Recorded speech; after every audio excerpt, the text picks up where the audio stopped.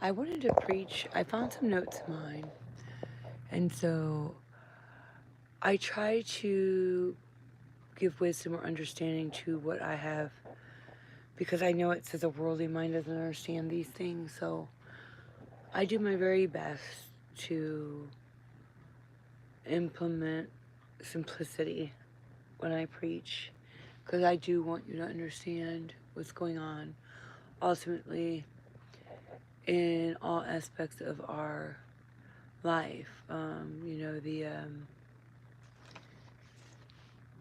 So I was reading about, like I say, about the King Sennacherib and the Assyrian king. So I looked up the Assyrian Empire, which equals Nimrod, where everything kind of comes from a Nimrod.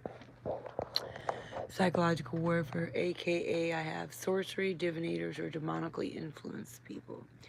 Because you got to remember, anybody that's doing psychological warfare or emotional, that's why I talk about emotional and mental witchcraft, because it's a form. Remember, divination is a form of witchcraft. Rebellion is a form of divination, which is witchcraft. So when we become manipulative or controlling, a ruling force, um, we operate in this narrative, whether we acknowledge, notice, or that's why the Lord always is complete about examining and judging ourselves. So the Assyrian Empire would entwine your Phoenicians, Philistines, and Canaanites, Amalek, Edomites, Sodomites, Amorites, and these are your merchants, the gods of Egypt. Remember the plagues fall on Egypt, Egyptian against Egyptian. So for some reason I wrote down Medes, and there's different narratives or names, personas that we can use biblically. Like they use dragon, beast, Dagon, gods of Egypt. We don't all serve the same gods. For some reason I wrote down, like in Nebuchadnezzar's dream, Medio-Persia, Chaldeans, Solomon, golden calf, and idols. And I have in parentheses sin.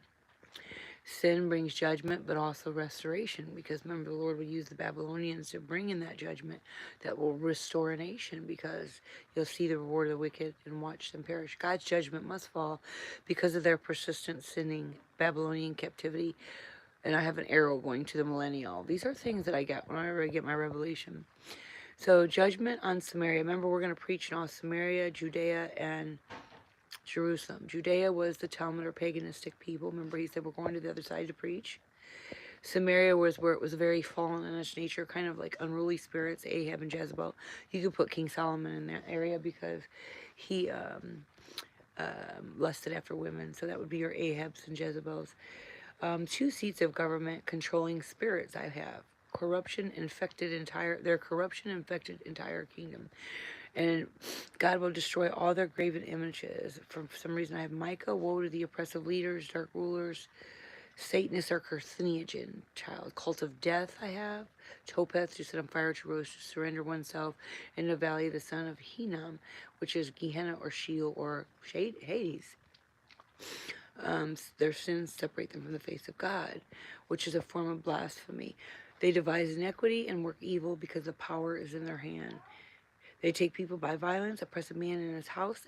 They hate the good and love the